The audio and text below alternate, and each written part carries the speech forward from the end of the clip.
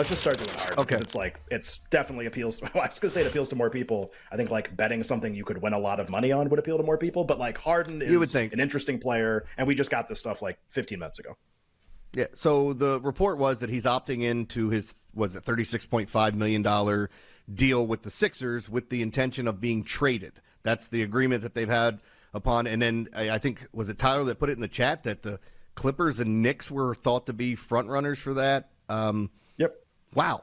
Kind of weird, right? Like, what are your thoughts? Yeah, so you reported the story totally accurately.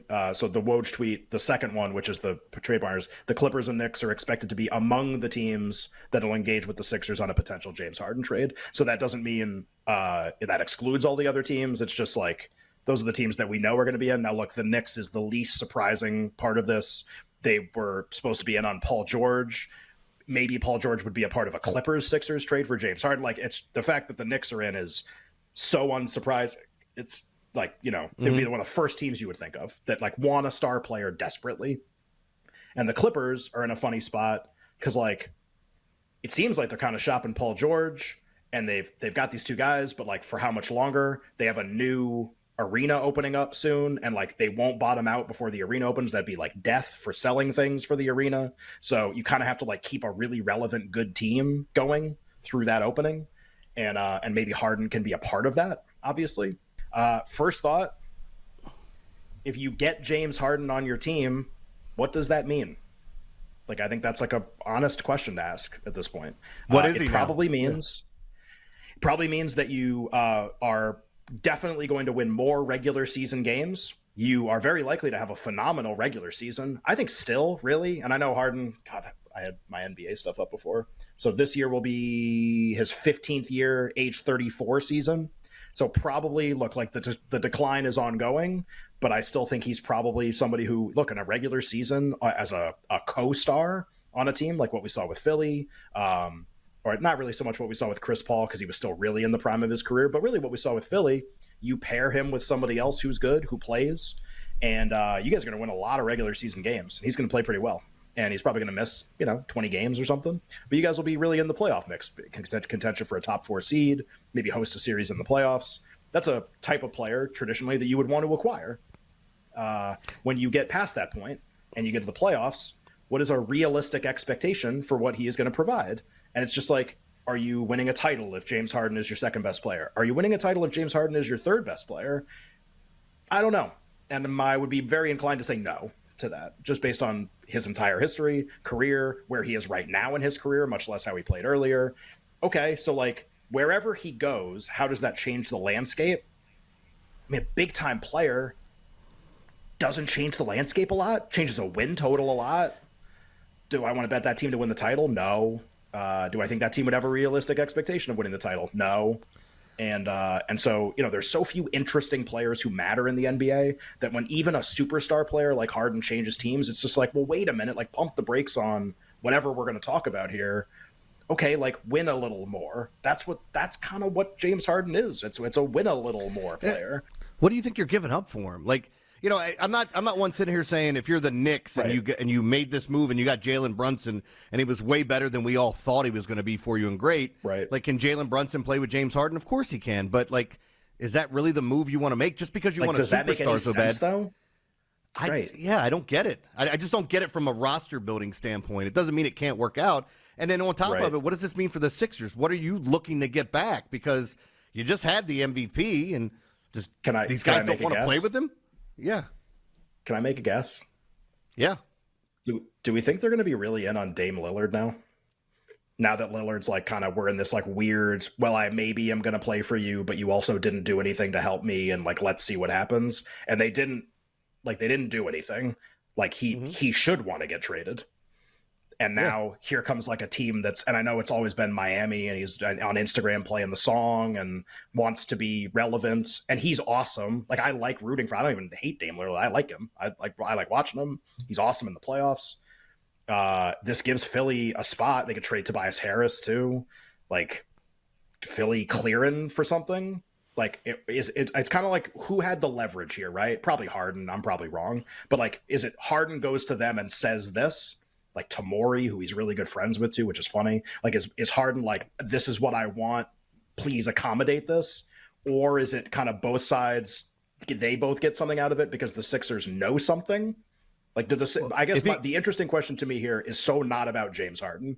It's like, do the Sixers have a plan, or do the Sixers know something? And that could be both ways. Tyler puts the opposite end of that spectrum. That could be acquire a player. We're clearing room.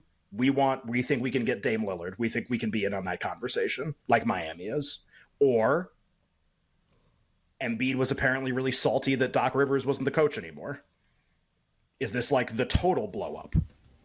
Is this like, trade Harden and let's see what we can get for Embiid, and it's like Maxey and picks and we just start over again? We trade Tobias Harris, and like that's what it is. Feels like it could go in any direction. It's almost like Harden requesting the trade makes the Sixers an interesting team, not that Harden is an interesting player.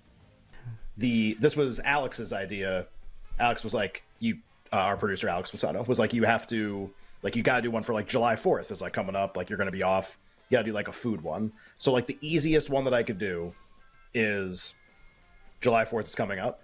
Barbecue, big deal, ton of food. Like, make a market for the number of hot dogs you could eat in one sitting. So, like, now let's like set some parameters here. Like, let's assume a sitting is like, how long is like a barbecue that you would attend, like for dinner? Like 5 hours? Sure. Something like that? Maybe a little more. Maybe it goes late into the night, get a little fire pit going. 5 hours. You can't get up except to get more hot dogs. Put anything on them you want, put nothing on them. Rolls included. And this isn't like really supposed to be a Joey Chestnut kind of question. It's really supposed to be like, you're just eating a hot dog. Like, how many could you eat?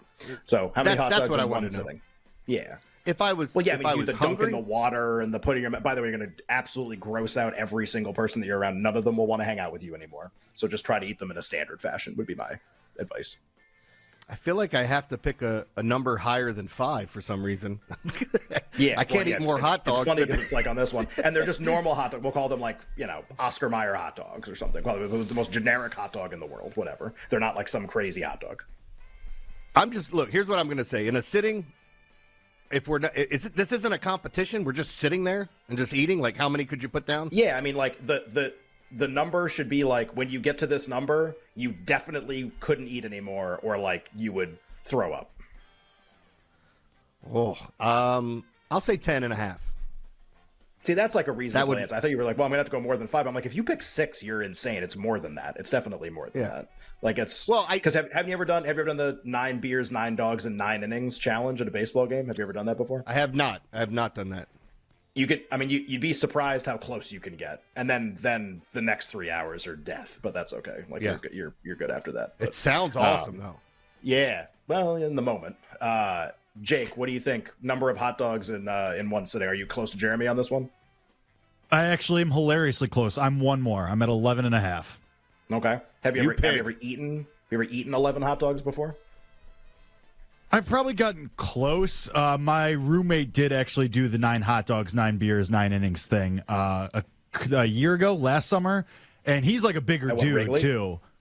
Yeah, we did. So we did the Wrigley rooftops, which is a deal. It's like $60, and it's all you can eat and drink for like for the entirety of the game or whatever for until they do last call and all so that. if you're gonna do it, blah blah blah. That's like the perfect place to do it. That's the way. That's the perfect. Right. Yeah. Because we're like, you make your money back immediately, especially if you're doing this challenge. You make the money back so fast.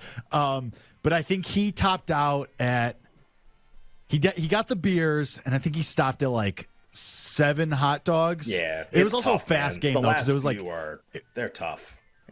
Yeah, it was also like a Zach Wheeler game against the Phillies, so it was a fast game. He did not have like your normal 3.5, 4 hours. It was like a 2:45 game, like 2 hours and 45-minute game. It was tough.